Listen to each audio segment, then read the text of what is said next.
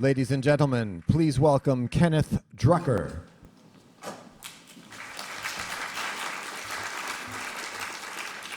From tunnels to trains to bridges, it can feel like New York is facing an infrastructure doomsday. But we're far from alone in this. Cities around the world are facing challenges similar to New York's as they struggle with how to update and expand their aging infrastructure systems. In this session, we'll hear from leaders involved in major transit development projects in other U.S. cities and abroad about how they successfully moved big ideas into implementation. Please welcome MAS Director Vishaan Chakrabarti for a conversation about how New York can learn from other cities who took on challenges as ambitious as building a new Penn Station and succeeded.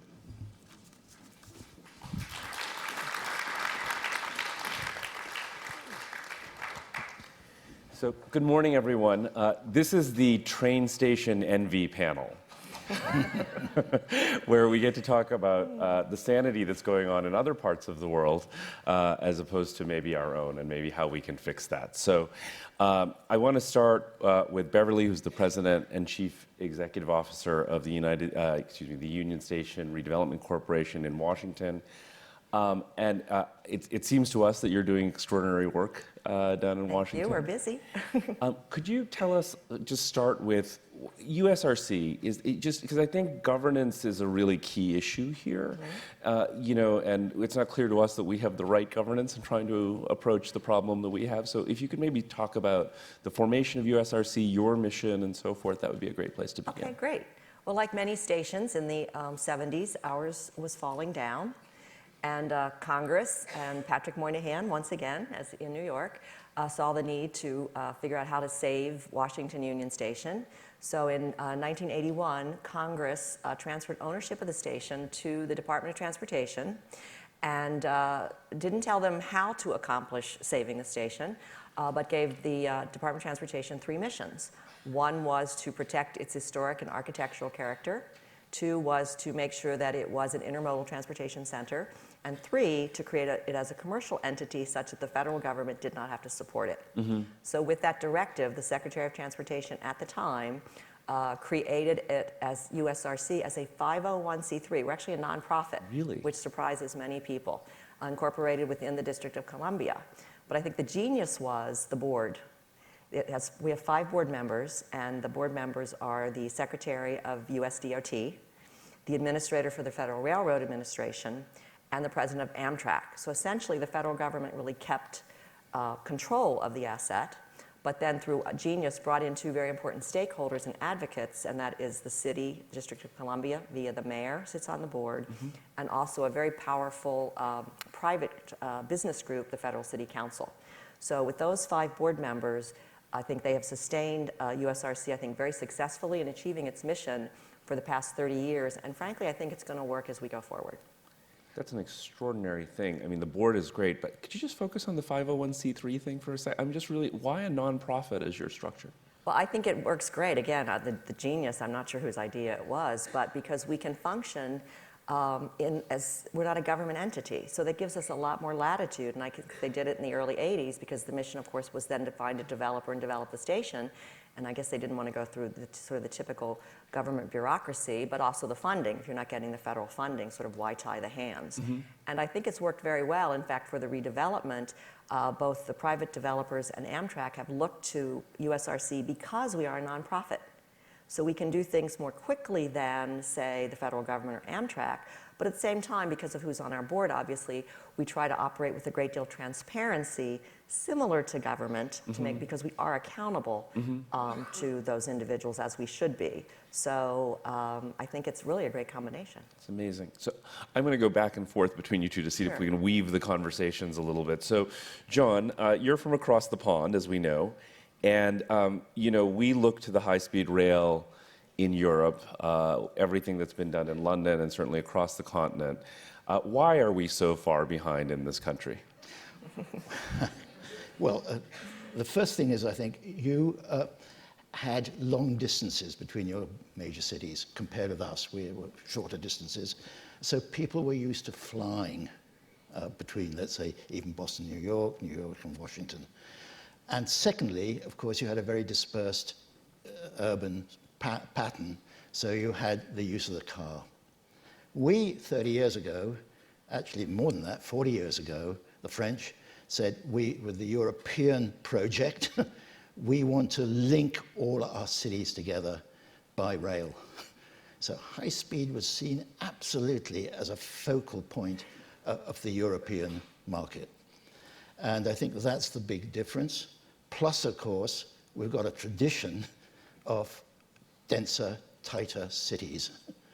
And this is all about the linking between cities in the 21st century, where you've got polycentric cities, which are going to be linking bits together. So I think that's the reason why we see that big difference. But couldn't someone say that at least, if you look at the stretch from Boston actually all the way down to Atlanta, you have a pretty, tight connection set of cities that are fairly close together, actually, and have a tremendous amount of traffic moving between them in terms of people wanting to go from city to city. Absolutely. So Penn Central is a key station in terms of being part of a great megacity from Boston to Washington. You've got to look at that track, the Amtrak, and think how you speed that up, and that is the link. And the reason it's so good is because you're going from center to center, whereas the plane took you to edge of city to edge of city. So you're coming to the greatest agglomeration. So, John, can you focus us a little bit on a few, what you think are sort of projects in Europe that we should really be looking at? And then I want to come back to Beverley and sort of compare that to the vision of Union Station. So are there a few that really stand out in your mind that are appropriate for us to be looking at as analogs? Yeah. First of all, what I should say is absolutely critical about Europe is that we talk about high-speed rail. In Europe, high-speed rail is a combination of high-speed infrastructure and classic rail coming together. So you went into the center of cities on the old classic system, and then you built high-speed infrastructure. By classic, you mean the commuter lines? Yeah, I mean the regional lines. And also what we had was main artery lines as well, which is the classic rail. Yeah, okay. That linking of the traditional rail system and the new infrastructure you're building was very critical. And I think that's one of the key things you're seeing in there. The examples I'd look at, which I think are very good, is King's Cross, of course, in a way which we did, bringing high-speed 1 in to it, and we can say a bit more about that a bit later. And two other stations I think are important. One is Antwerp. Antwerp is a wonderful station, turn of the last century building, wonderful Art Deco building. But there, what they've built was what is a terminus station into a through station as well, but the platforms are linked with a wonderful atria, which goes between 3 levels of platform. And it's what I call an open station, 52 entrances into it, and you filter through the station rather than it being a great big chunk in the way. And the second one is Lille. Lille with Oma doing a masterful station, but the station is also linked to an existing station, which is in fact the terminus, which goes into Paris as well. So those two are the interesting ones I would suggest and pick out as worth looking at. Fascinating. So Beverley, just coming back to you, in terms of those station types that John just mentioned, could you tell us more about the vision for Union Station and maybe how they compare and contrast? Absolutely. Well, the designers of the 2012 Vision Plan, which Amtrak and the developers and the federal government worked on, did look at many of the European stations. And I think we certainly have those needs and sort of the bones of that structure with Washington Union Station. We have 7 modes of transportation that come into Washington. We are both a through station for Amtrak as well as many of the trips end in Union Station. We do have commuter railroads. We're the largest metro station in Washington, D.C. We're now an intermodal bus terminal as well. So I think we do have all of those, and Amtrak, of course, is also planning for high-speed rail as part of the second century redevelopment that we're doing. So we very much are looking to the models of what has been done around the world. Amtrak is in terms of looking at the needs for Union Station. And if you see the 2012 Vision Plan, it does in fact incorporate things from the stations both in Spain and in So are those additional tracks and platforms for high-speed rail coming into Union? Is it sort of, when you say they're planning for it, does it mean they're actually planning additional space? We will be planning for the space. when we do the next phase of redevelopment. So Amtrak won't be building the high-speed rail at the same Right. time, but they will be creating space for the high-speed rail. And can one plan for it if one doesn't know, if the technology is maglev versus some other kind of technology, how does one think about that flexibility in the future?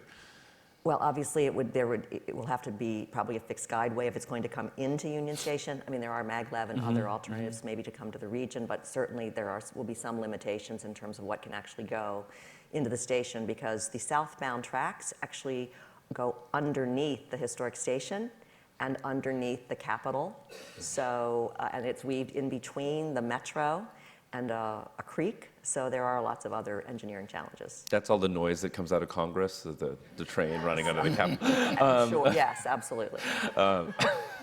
So I'm curious in both instances, both in Union Station and in the examples you mentioned, John, of how you think about the station relative to the neighborhood around it. I mean, you mentioned that the board has a very important business component to it.